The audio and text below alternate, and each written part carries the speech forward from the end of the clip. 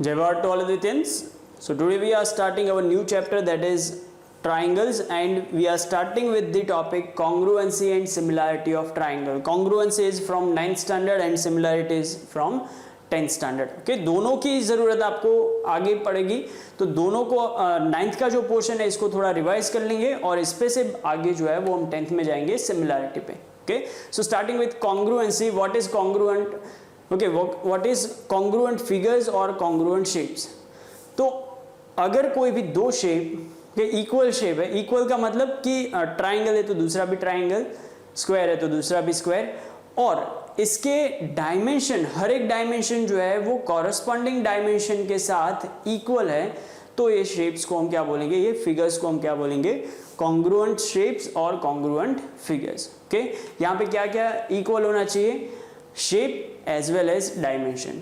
Okay, जबकि similar figures, तो similar figure में क्या होगा कि शेप जो है वो सेम होगा, शेप सेम होगा, बट डायमेंशन जो है वो प्रोपोर्शनल होंगे, कॉरस्पॉन्डिंग हर एक डायमेंशन प्रोपोर्शन में होना चाहिए. फिर ये नहीं कि दो डायमेंशन प्रोपोर्शन में है, तीसरा जो है या फिर आगे के डायमेंशन जो है वो प्रोपोर्शन में, सेम प्रोपोर्शन में नहीं है. ओके, हर एक डायमेंशन प्रोपोर्शन में होने चाहिए, मतलब कि ये डायमेंशन के लिए जो भी मेजरमेंट आप ले रहे हो, एंगल या फिर साइड है तो लेंथ, इसके लिए रेशियो जो है वो इक्वल होना चाहिए. ओके, शेप इक्वल, शेप जो है वो सेम होगा तो इसके एंगल इक्वल होंगे, बट डायमेंशन प्रोपोर्शनल होंगे, तो लेंथ जहां पे भी आएगी वो सब कुछ क्या होगा, proportional.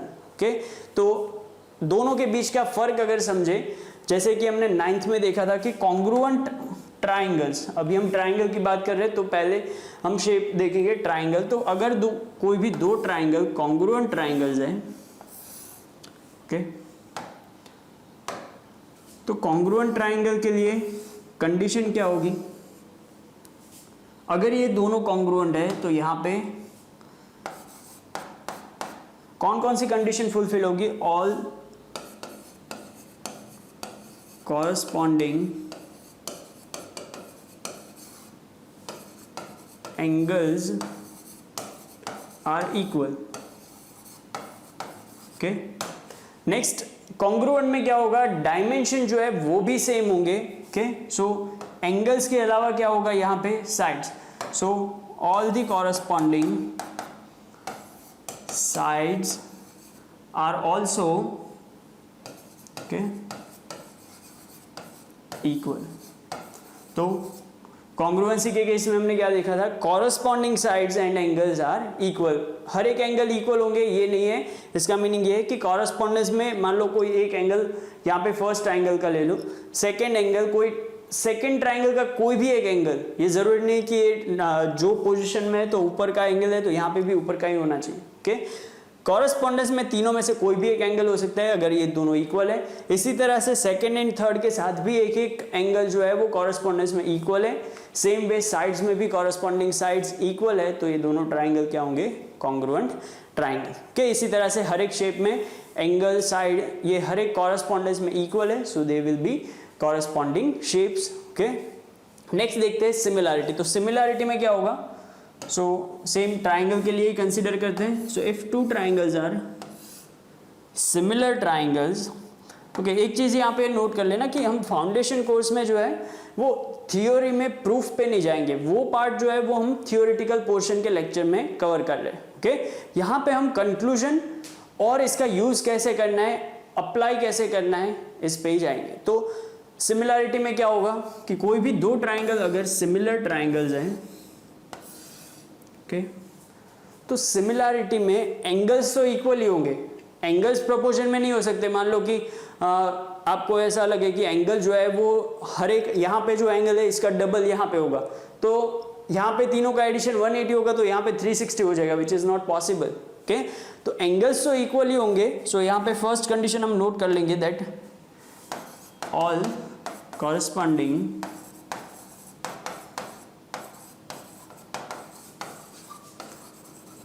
Angles are equal, but dimension में क्या होगा, जो करस्पॉन्डिंग लेंथ है, लेंथ ऑफ साइड्स, वो एक दूसरे के साथ प्रोपोर्शनल होगी. प्रोपोर्शन का मतलब है कि कॉरस्पॉन्डिंग साइड्स का जब आप रेशियो लोगे तो हर एक रेशियो इक्वल होगा। ओके, सो यहाँ पे सेकेंड क्या होगा, all corresponding sides are proportional.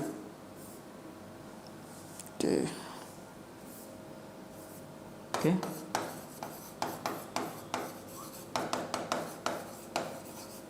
All the corresponding sides are proportional. तो ये दोनों के बीच फर्क है। सिंबल कौन सा यूज होगा, तो यहाँ पे triangle ABC is congruent with triangle XYZ। यहाँ पे सीक्वेंस कोई भी हो सकती है कि अगर XYZ है तो इस पे से कंक्लूजन कौन से लेने हैं, angle A is equal to X, angle B is equal to Y, C is equal to Z, side AB is equal to XY, BC is equal to YZ, AC is equal to XZ। अगर यहाँ पे थोड़ा change कर दिया कि correspondence में Z X Y, तो इसमें से मीनिंग हमें क्या मिलेगा, कंक्लूजन क्या मिलेगा, angle A is equal to Z, B is equal to X, C is equal to Y, AB is equal to ZX, BC is equal to XY, AC is equal to ZY।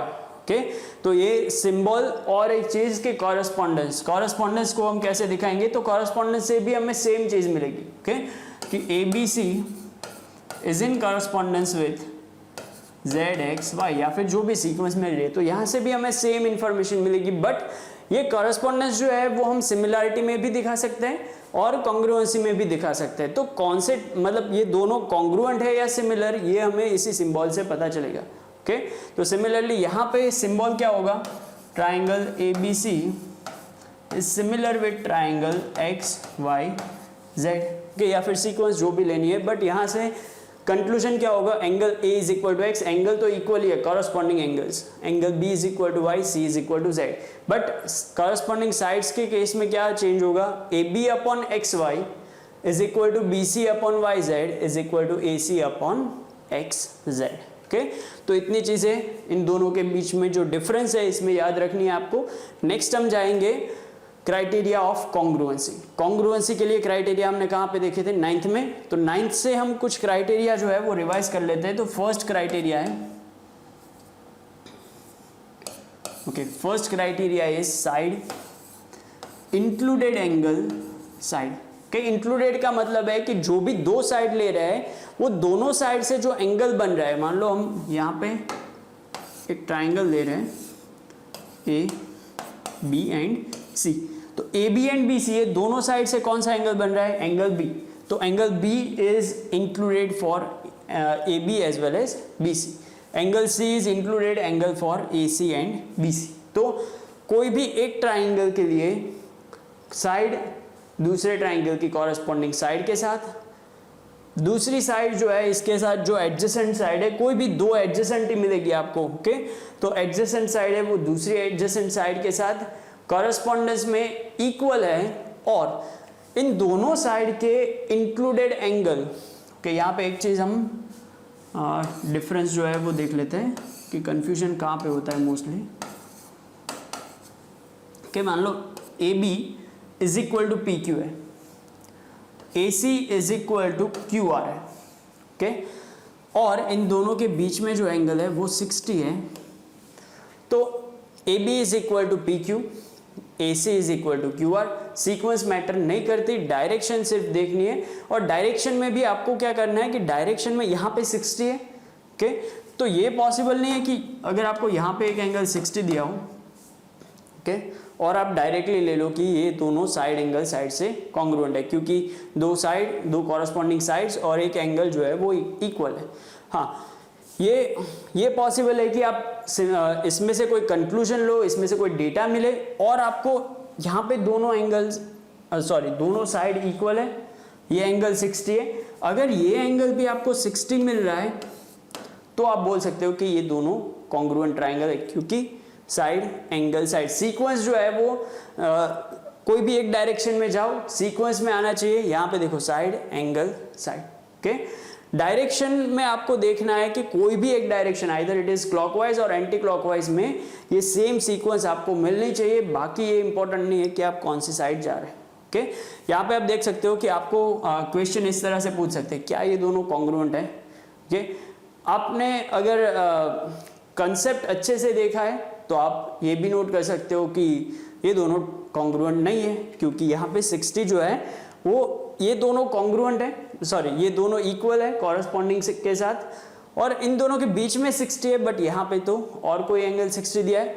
But concept तो आपको पता ही होना चाहिए, आपको फिर analyse भी करना है कि डायरेक्ट ये देख के बता नहीं देना है कि ये कॉन्ग्रुएंट है या नहीं। देखो यहाँ पे ये दोनों साइड इक्वल है, तो इसके ऑपोजिट एंगल्स क्या होंगे, इक्वल। ये इसके ऑपोजिट है 60, तो इसके ऑपोजिट भी होगा 60। ओके, नेक्स्ट ये 60 तो टोटल 180, तो ये भी हो जाएगा 60। तो अभी तो हमें मिल गया कि ये दोनों कॉरस्पॉन्डिंग साइड के साथ इक्वल और इंक्लूडेड एंगल भी इक्वल है, तो ये दोनों तो कॉन्ग्रुएंट है।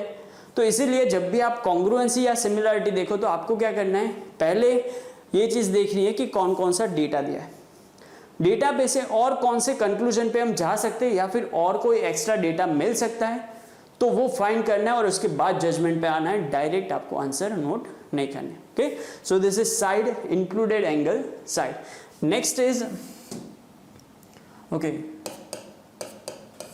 सेकेंड क्राइटेरिया इज एंगल, पहले ले लेते हैं angle, included side and angle.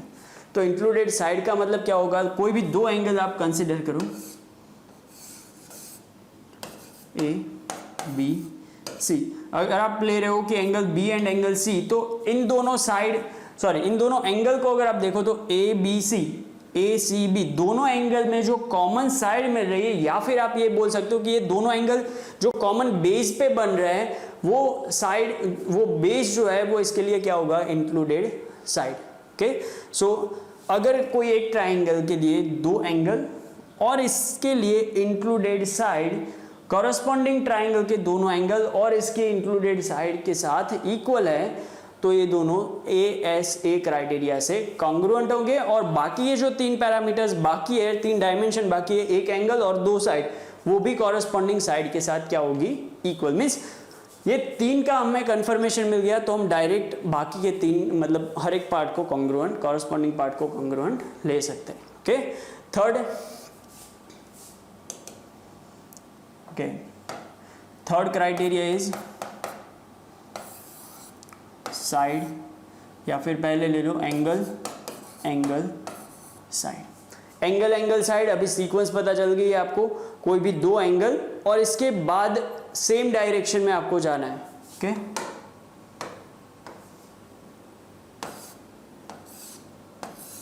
Okay, कोई भी दो एंगल आपको मिल गए, तो या तो यहां पे दो ऑप्शन हो सकते हैं, आप एंटी क्लॉकवाइज डायरेक्शन में आओ तो ए बी और एंगल एंगल और बी सी। तो इसी तरह से सेकेंड ट्राइंगल में एक चीज़ पहले यहाँ पे थोड़ा डिटेल में जाके कवर कर लेते हैं ताकि आपको कन्फ्यूजन ना रहे। ओके, यहाँ पे अगर आपने लिया ये 50, 60 और ये 7 सेंटीमीटर, ओके, और यहाँ पे लिया 50,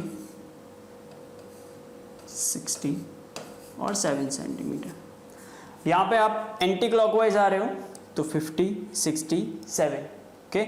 यहाँ पे क्लॉकवाइज जा रहे हो तो 50, 60, 7, सेम सीक्वेंस मिल रही है, so they are congruent by angle angle side.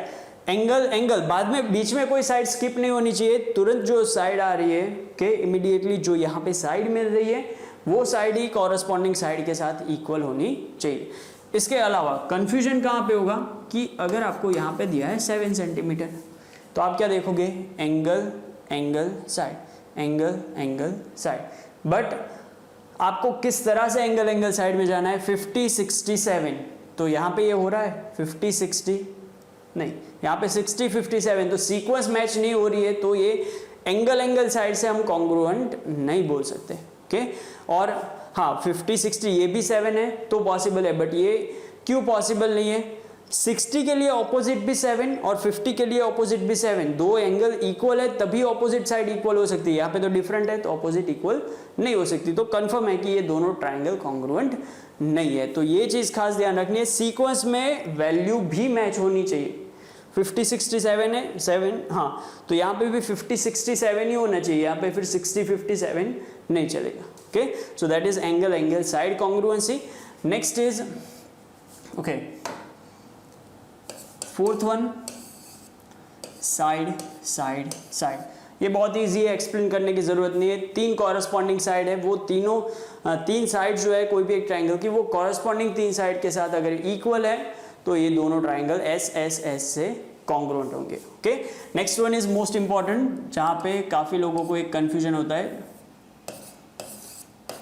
RHS. RHS congruency जो है वो हम किस टाइप के ट्राइंगल को अप्लाई कर सकते हैं? Right triangle, because it is right angle hypotenuse side. So right angle triangle अगर हम कोई भी कंसिडर करते हैं तो इसको हम RHS अप्लाई कर सकते हैं. इसके अलावा किसी ट्राइंगल को, ये ध्यान से सुनना है, राइट एंगल ट्राइंगल के अलावा किसी ट्राइंगल को RHS अप्लाई नहीं कर सकते. बट राइट एंगल ट्राइंगल को RHS के अलावा हर एक कॉन्ग्रुएंसी जो कि अभी तक हमने चार देखी, ओके, वो चारों में से कोई भी क्राइटेरिया राइट एंगल ट्राइंगल को अप्लाई कर सकते हैं. फिर से मैं रिपीट कर रहा हूं, RHS जो है वो राइट एंगल के अलावा किसी को अप्लाई नहीं कर सकते, बट राइट एंगल को RHS के अलावा कोई भी और कॉन्ग्रुएंसी अप्लाई कर सकते हैं. ओके, सो यहाँ पे आप साइड एंगल साइड से भी कॉन्ग्रुएंट प्रूव कर सकते हो, साइड साइड साइड से भी कर सकते हो, नेक्स्ट एंगल एंगल साइड से भी कर सकते हो. तो कोई भी एक और जो बाकी है साइड एंगल, तो उससे भी आप इसको कॉन्ग्रुएंट प्रूव कर सकते हो. और RHS तो है ही इसके लिए.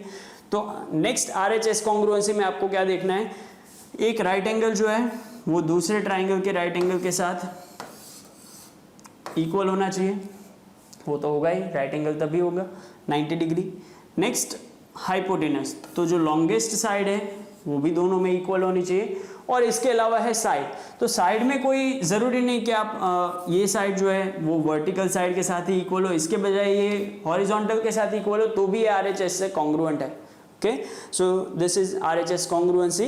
नेक्स्ट हम जाएंगे सिमिलैरिटी. तो सिमिलैरिटी के लिए जैसे हमने यहाँ पे देखा कॉन्ग्रुएंसी के लिए 5 क्राइटेरिया है. ओके, तो सिमिलैरिटी के लिए कौन कौन से क्राइटेरिया है ये हम यहाँ पे देखते हैं. तो फर्स्ट क्राइटेरिया है साइड एंगल साइड, जो कि कॉन्ग्रुएंसी में भी था.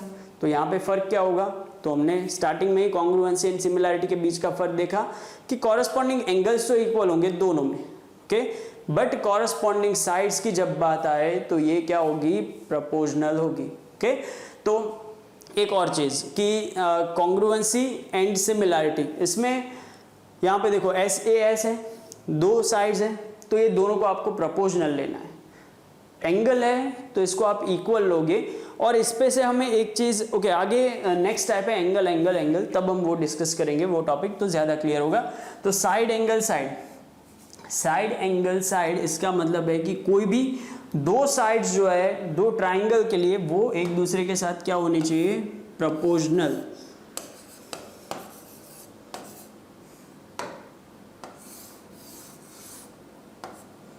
Okay, PQR. For example AB and QR, इन दोनों का रेशियो जो है वो BC एंड PR के रेशियो के साथ इक्वल है. दो कॉरस्पॉन्डिंग साइड की पेयर जो है वो प्रोपोर्शनल है. सो हो गया. AB, यहाँ पे देखो कौन कौन सी साइड लिए, AB एंड BC, यहाँ पे QR एंड PR, ये पेयर्स जो है वो प्रोपोर्शनल है. तो एंगल हम कौन सा लेंगे, इंक्लूडेड एंगल, मतलब इन दोनों के बीच में जो एंगल बन रहा है एंगल B, और यहाँ पे इन दोनों के बीच में जो एंगल बन रहा है एंगल R, वो दोनों एक दूसरे के साथ क्या होना चाहिए, इक्वल. एंगल की बात आए तब इक्वल, साइड्स की बात आए तो प्रोपोर्शनल. ओके, फिर ये एंगल Q इसके साथ इक्वल होगा तो इसका कोई काम नहीं है, हमें चाहिए एंगल R. दो साइड्स कॉरस्पॉन्डिंग साइड्स के साथ proportional, plus included angle for these two sides is also equal, then it is similar by SAS similarity. Okay, second criteria है साइड साइड साइड. तो इसमें कोई डिटेल में जाने की जरूरत नहीं है, बहुत ही सिंपल है. SSS कॉन्ग्रुएंसी में क्या था, तीनों साइड कॉरस्पॉन्डिंग साइड के साथ क्या थी, इक्वल. यहाँ पे तीनों साइड कॉरस्पॉन्डिंग साइड के साथ क्या होगी, प्रोपोर्शनल. अगर ABC एंड PQR में आपको दिया है AB upon PQ BC upon QR and AC upon PR, okay, all three sides are proportional, then this two triangles are similar triangles, okay। यहाँ पे सीक्वेंस कोई भी हो सकती है, और यहाँ पे सिमिलरिटी आप कैसे लोगे, तो triangle ABC is similar with triangle, जैसे कि हमने वहाँ पे देखा कॉन्ग्रुएंसी में देखा था कि हम किस तरह से कॉन्ग्रुएंसी लेते थे। तो पहले इन दोनों में से कोई भी एक सिलेक्ट कर लो, A and B, okay. A and B में से एक सिलेक्ट करते हैं, A के साथ यहाँ पे P या Q में से कोई भी हो सकता है, ओके। तो P एंड Q में से हमें सिलेक्ट करना है कि A के साथ कौन है, तो हम क्या करेंगे, A फिर से कब आ रहा है, थर्ड में, तो वहाँ पे P एंड Q में से कौन सा आ रहा है, P, तो A के साथ आ गया P। बस इतना ही फर्स्ट ही आइडेंटिफाई करना है, A के साथ P है तो B के साथ होगा Q और बाकी बचा R, हो गया। तो ये सिमिलरिटी आपको मिल जाएगी, okay. So this one is SSS similarity, okay, SSS similarity. Next criteria for similarity is angle similarity, okay. Angle similarity का मतलब क्या है कि ट्राइंगल के कोई भी ट्राइंगल के तीनों एंगल जो है वो अगर कॉरस्पॉन्डिंग सेकंड ट्राइंगल के कॉरस्पॉन्डिंग तीनों एंगल के साथ इक्वल है तो ये दोनों सिमिलर ट्राइंगल्स होंगे, ओके। बाकी और कुछ देखने की जरूरत नहीं है। तो एक क्वेश्चन ये होगा कि एंगल तीनों एंगल कॉरस्पॉन्डिंग एंगल के साथ इक्वल है तो ये तो कॉन्ग्रुएंट ट्राइंगल भी हो सकते हैं, कि तो हम सिमिलर कैसे बोल सकते हैं। तो कॉन्ग्रुएंट ट्राइंगल की कंडीशन क्या है, all the corresponding angles are equal and all the corresponding sides are proportional, okay. Sides congruent के लिए ले रहे हैं तो इक्वल है, ओके। तो कॉरस्पॉन्डिंग साइड्स इक्वल होगी, मान लो ले लेते हैं AB is equal to PQ and AC is equal to PR। अभी देखो ये दोनों इक्वल है, इन दोनों का रेशियो क्या होगा, AB अपॉन PQ, इसको शिफ्ट कर देंगे AB अपॉन PQ, तो यहां पे हो जाएगा 1:1। BC upon QR is 1:1, AC upon PR is equal to 1:1। तो तीनों में रेशियो भी इक्वल है, तो यहाँ पे तो सिमिलरिटी की भी सारी कंडीशन फुलफिल हो रही है, that all the corresponding angles are equal as well as ratio is equal.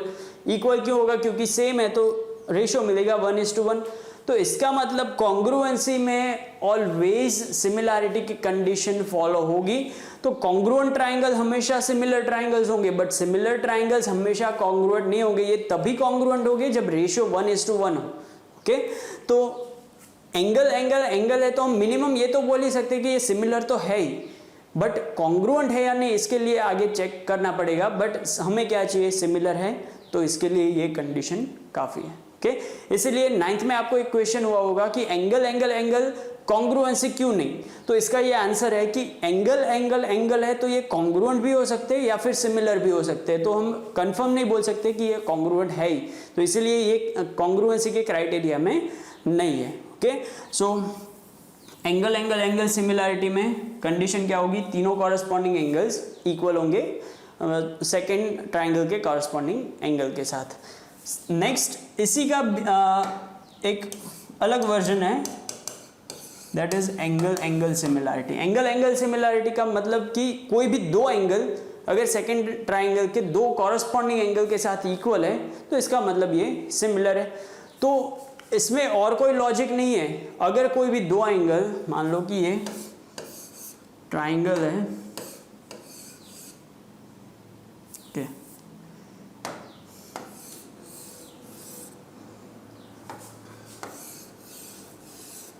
Okay, यहाँ पे एक एंगल ले लेते हैं 60, एक 50, यहाँ पे लेते हैं 60 और ये 50, तो ये दो कॉरस्पॉन्डिंग एंगल इक्वल है।